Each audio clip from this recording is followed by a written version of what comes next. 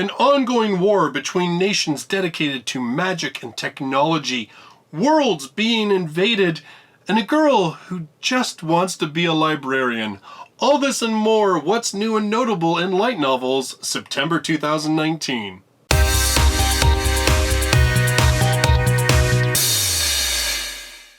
Hello everybody and welcome to this video where I'm going to be talking about all the new light novels and notable light novels that are going to be releasing during the month of September 2019.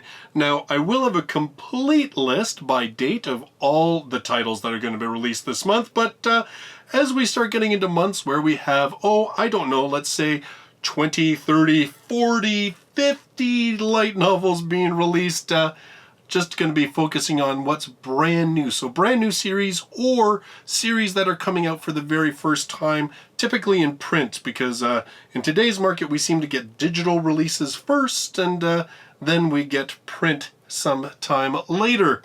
So in any case, if you want to pick up any of these titles, also in the description I do have links to either Amazon or the Book Depository for the print titles, or I also have links to Amazon or iBooks if you want to pick something up digitally.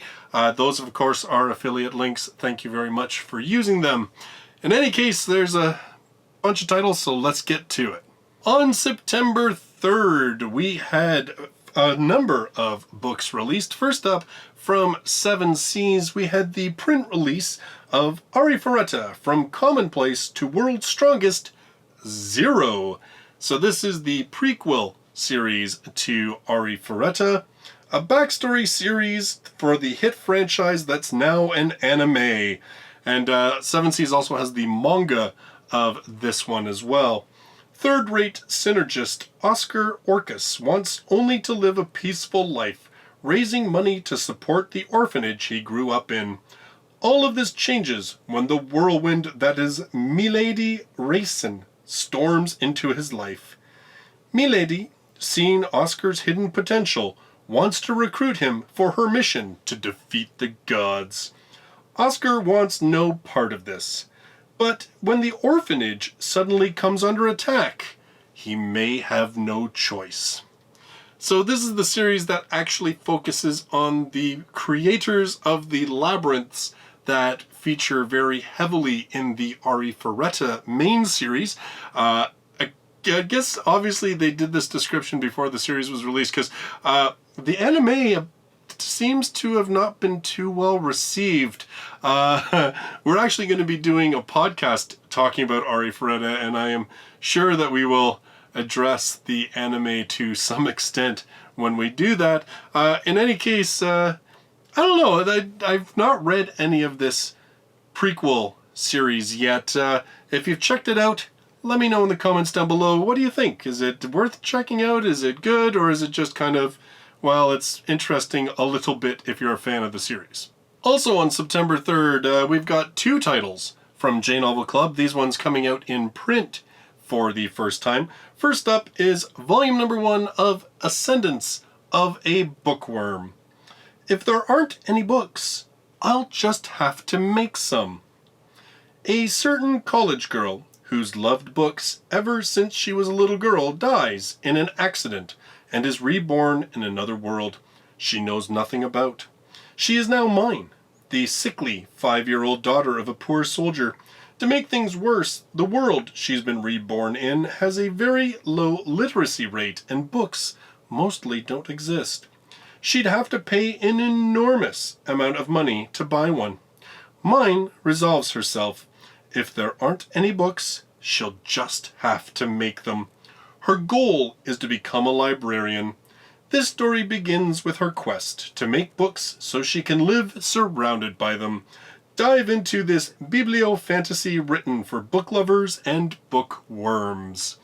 So this series has had so much positive word of mouth. It has, for the past 2 years, topped the Tonkobon list of Kono Light Novel ga Sugoi, and it is getting an anime, which I think, I should have double checked it, but I'm pretty sure it's coming out in October, so like in another month, we're going to be getting the anime starting of this series. And actually, J Novel Club is also this same month, actually on September 3rd, they were releasing the 3rd volume of the series digitally. So if you want to get yourself ahead a bit, go ahead and check those out. Now, these ones too, I have heard that they're a little thicker read, but like I said, I have heard pretty much nothing but good things about this series, so definitely looking forward to checking this one out. The second title releasing from J-Novel Club on September 3rd is volume number 1 of Infinite Dendrogram. Now this series, well, we've actually talked about this already on the Light Novel Podcast. I'll put a card link or something or other up on the screen here so you can go check it out if you wish, although definitely we do get into spoilers for the series. In a world of infinite possibilities, how would you choose to live? In the year 2043, Infinite Dendrogram, the world's first successful full-dive VR MMO, was released. In addition to its ability to perfectly simulate the 5 senses, along with its many other amazing features, the game promised to offer players a world full of infinite possibilities. Nearly 2 years later, soon-to-be college freshman Reiji Mukudori is finally able to buy a copy of the game and start playing. With some help from his experienced older brother Shu and his partner Embryo, Reiji embarks on an adventure into the world of Infinite Dendrogram. Just what will he discover and encounter in this game world known for its incredible realism and infinite possibilities? So this one riding that whole VR MMO craze that we can... Well, I mean, there's been lots of stuff that happened before Sword Art Online that dealt with that kind of stuff, but definitely Sword Art was a big push in this particular genre. But this one is actually really good. One of the things that I've often mentioned that I really like about the series is that it really does kind of delve into the idea that if, as a gamer, you're presented with a game that allows you 100% choice. There's no storyline forcing you to do one thing or another. There are no rules, per se, forcing you to do one thing or another. Who do you become? What do you decide to do? And what are the consequences to you as a person? Like, are there even consequences to you outside of the game? So it gets into some pretty cool kind of moral questions, and I did like that there was a little bit of mystery about the real world. Like, it didn't feel like it was one of those series where the real world had zero consequences and no one even cares. It felt to me like I wanted to know those people outside of the game because of how they were playing and who they were in the game, if that makes any sense. In any case, this one's actually really, really good. I know a lot of people have been pretty anxious about finally seeing this one in print. J-Novel Club, I know, is or is very close to being caught up to the Japanese release. I believe they're caught up now, and I think that's 10 volumes. I stopped reading this after 3 volumes just because I was trying to keep up with newer series. But now that it's out in print, I might just use that as my excuse to get back into this one. Also on September 3rd, we have 2 brand new series coming from Yen On. First up, we have volume number 1 of Combatants Will Be Dispatched. It's tough being on the front lines for an evil organization, and nobody knows this better than Number 6. A combat agent for the Kisaragi Secret Society. Dispatched to a distant alien world on a reconnaissance mission, he's got a new android partner. But how are you supposed to plan an interstellar invasion of a fantasy world? This one particularly notable because it is written by the same author as Konosuba. So if you're familiar with Konosuba, God's Blessing on This Wonderful World, then you kind of have an idea of what you're getting in this one. That very sort of very slapsticky, tongue-in-cheek, sarcastic comedy type series. I'm very interested in checking this one out because I really like Konosuba, and this one I kind of wonder how it's going to play out because, you know, the whole idea is that he's invading this world, and the world itself has magic. It's like a fantasy world, but he is technology-based because he's coming from our world. So I'm kind of wondering how that plays out. I think it's just going to be a whole bunch of wild and wacky hijinks, but that's pretty cool too, so I'll be definitely checking this one out at some point. Also on September 3rd from Yen on, we have volume number 1 of The Genius Prince's Guide to Raising a Nation Out of Debt. Hey, how about Treason?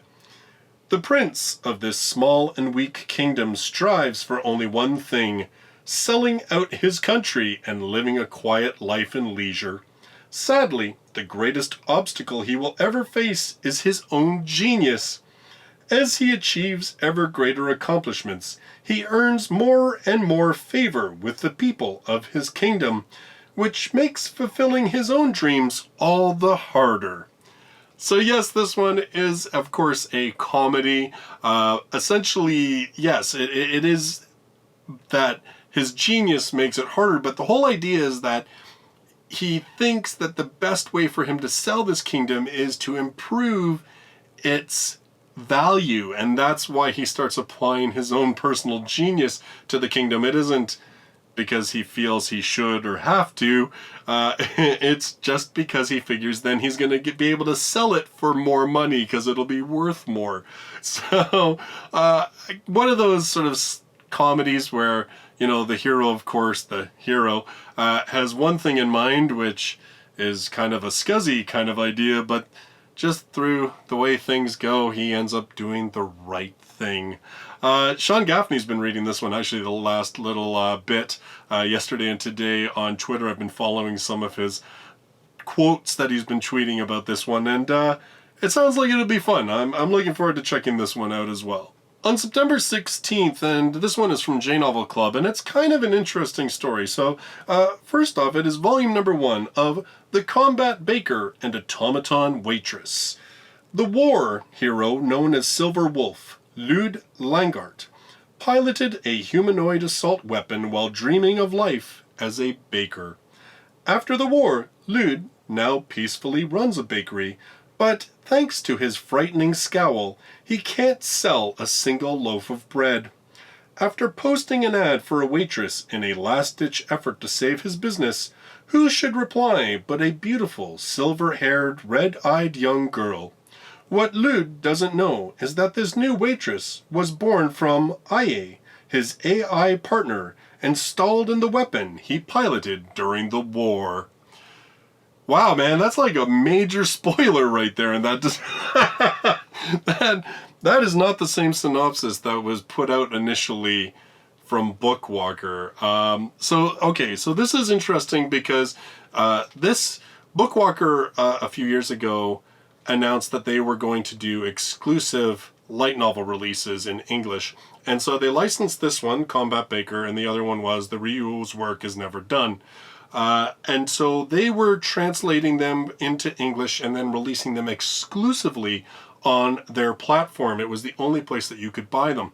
So now they've gone into a deal with J Novel Club, where J Novel Club now is going to do the wide release. So they are releasing Combat Baker on all platforms. So Amazon, iBooks, all of it, Kobo, Nook, like all the platforms. But what's going to happen is that Bookwalker will still remain a number of volumes ahead.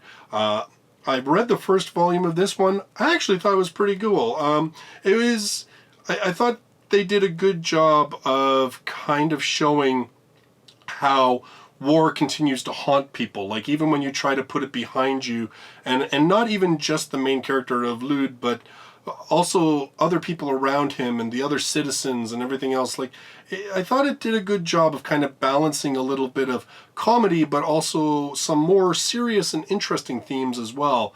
As I said, that was a pretty big spoiler. I mean, it's pretty obvious pretty early on that she is not, human, but that's a pretty big spoiler. In any case, definitely it's one to check out. Bookwalker, I don't know what volume they're on, because like I said, I've only read the first volume. I think, if I recall, they're up to like volume 7, 8, maybe even 9. I don't know if you're familiar with this one, if you've been keeping up on it. In the comments, just let me know, like, what volume are we on? And at this point, like, how is the story? Is it good? Does it stay decent? Is it kind of maybe going a little too far off the rails and they should have ended it? Let me know in the comments down below. On September 23rd, this one from J Novel Club, it's volume number 1 of Other Side Picnic. Her first encounter with Toriko Nishina was on the other side after seeing that thing and nearly dying.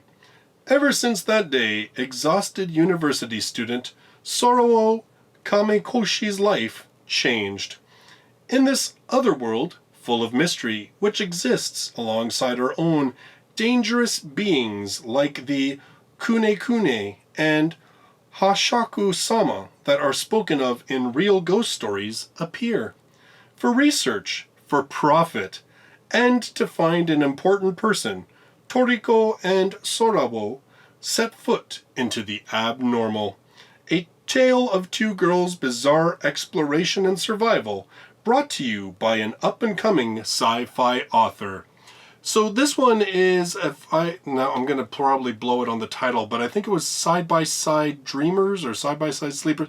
It was a Yuri one-shot that J-Novel Club just put out a couple months ago. This is the same author, but this is an ongoing series. So it's not a one-shot. This one, I'm trying to think, I think in Japan there are 3 volumes. I could be incorrect on this one. One of these days I'll put better notes together but I just usually want to read the synopsis and tell you what I think, but I just start spouting off all this knowledge without, confirming all of it. But I do know this one is an ongoing series. I do know it's got more than a couple of volumes. And I believe that this has a slight Yuri bend to it. I know the other title that was released by this author, they specifically mentioned that. So I believe this is another one of J-Novel Club titles that they're starting to kind of get a little bit into the Yuri side of light novels. Again, I believe I saw from somebody else that it's a very soft Yuri. It's not, it's not even Bloom Into You or anything like that.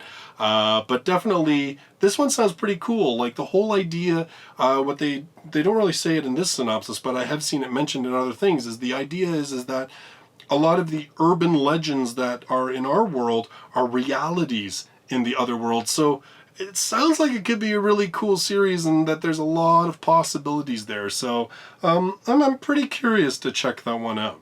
On September 24th, this one from Yen On, it's going to be volume number 1 of Our Last Crusade, or The Rise of a New World. A great war has raged for years between the scientifically advanced Empire and Nebulous, the realm of the witches, until the youngest knight ever to receive the title of the Empire's strongest meets the princess of the rival nation. Though they are sworn enemies, the knight is taken by her beauty and dignity, and the princess is moved by his strength and way of life. Will the fighting between them ever be allowed to end? This one, well, first of all, I just want to say, the cover for some reason, the cover really just, I think, is beautiful. I think it's just the color combinations and, the character design, just they all sort of work for me. But it kind of sounds like a Romeo and Juliet, but taken to, the war between technology and magic, which I'm kind of curious to see how this plays out, whether it'll pull from those sort of star-crossed lover prototypes that have been out for, centuries, decades, whatever, or whether it'll sort of chart its own course. Yeah, I'm just kind of really curious to see how this one plays out. I think it could be kind of cool. Also on September 24th from Yen On, this isn't technically a light novel, but it is a Japanese novel, and that is The Miracles of the Nemea General Store. When 3 delinquents hole up in an abandoned general store after their most recent robbery, to their great surprise, a letter drops through the mail slot in the store's shutter. This seemingly simple request for advice sets the trio on a journey of discovery as, over the course of a single night, they step into the role of the kind-hearted former shopkeeper who devoted his waning years to offering thoughtful counsel to his correspondents. Through the lens of time, they share insight with those seeking guidance, and by morning, none of their lives will ever be the same. By acclaimed author Keigo Higashino, The Miracles of the Nemea General Store is a work that has touched the hearts of readers around the world. And it's actually been a movie. I believe there's been at least 2 different film versions, but one of them stars Jackie Chan, which is kind of cool. So this one, I know there's been quite a bit of hype about the author, and this one, yes, apparently is like, I think I saw they initially said it was like over 1 million copy seller. Like, it's a pretty big release, and I just think the story sounds really cool, like very different from a lot of the, well, you know, typical light novels that we're getting. So I'd like to check this one out when it gets released. Finally, on September 24th, and this one's from Vertical, and it's an ongoing series, but I wanted to mention it just because it's a little bit, had an interesting story in terms of how it's come along. This is the 3rd volume of the Zarigoto series by Nishio Ishin, and that is Suspension, Kubitsuri High School, the Nonsense User's Disciple. So this is volume 3, like I said, of the Zarigoto series. There's been, Strangulation and Decapitation, I think was the other one. Good times. It's a mystery series told in the first person by an unnamed narrator, which the first one was a locked room mystery. The second one, man, the second one just, yeah, I don't know how to, there's no way to really describe the second one without getting into too many spoilers, but man, it was pretty wild, and it got pretty intense and interesting. Definitely made me want to read more of this series. One of those ones that just really took that main character and took them to a place that was completely believable, but not what you had expected. So now, the reason I say this is notable is because initially when Vertical licensed these, years ago during the sort of first wave of light novels coming out officially in English, Del Rey at the time had licensed the first 2 volumes, so Decapitation and Strangulation, and they released them in English, but they never released any more, just those first 2 volumes. And so when Vertical picked this up, it was more like a license rescue than it necessarily was them licensing a new title. And they only licensed sort of these things at a volume at a time.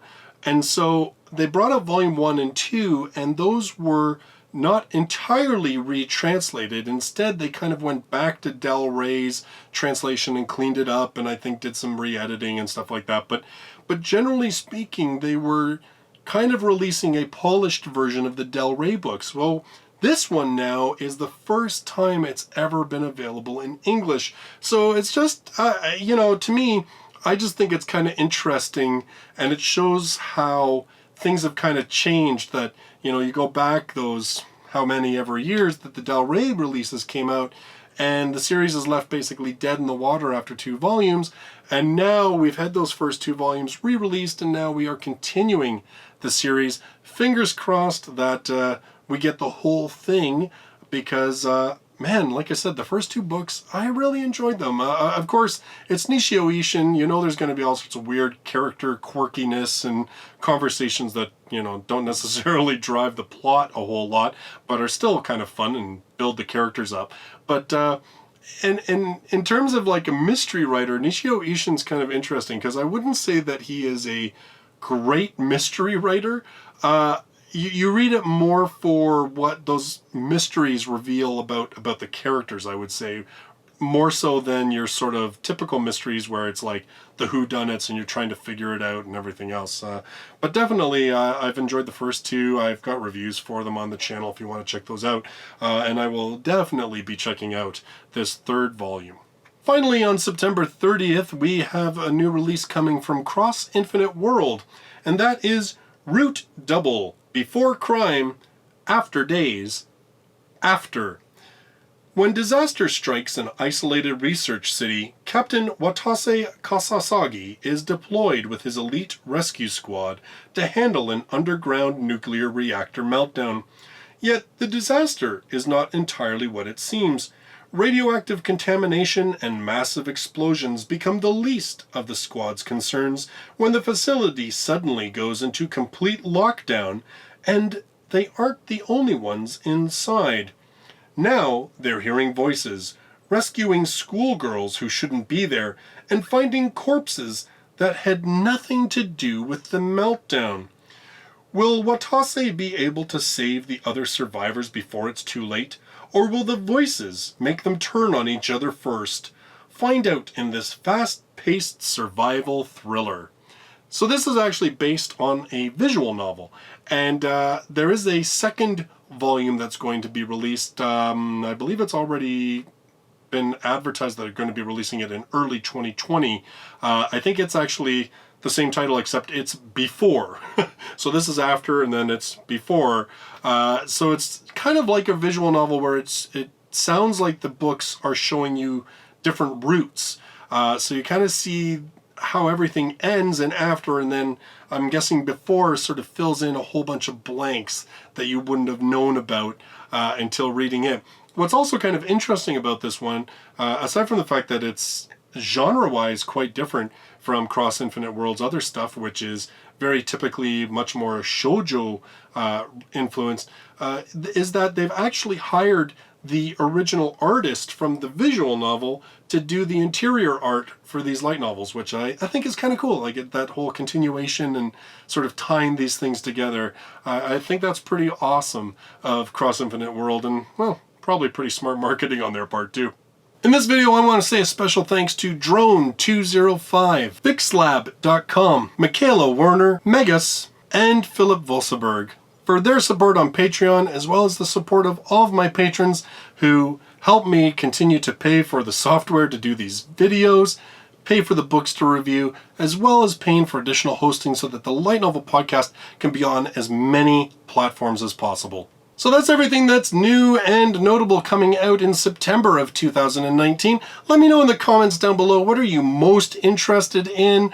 Like I said, don't forget the description. I'll have the complete list of all of the September releases if you want to check any of those out. There are quite a lot of them. Like I said, it's kind of nothing compared to what October has in store for us, but still a really solid month of releases. If you're not subscribed to this channel, make sure you hit that subscribe, hit the bell so you get notified anytime I upload something new, because I know I've had sort of a content drought for the last little while, and I'm looking to bring that to an end. So yeah, hang around and see what I've got in store. So thanks so much for joining me in this video, and I really do look forward to seeing you in the next one. Until then, bye-bye for now.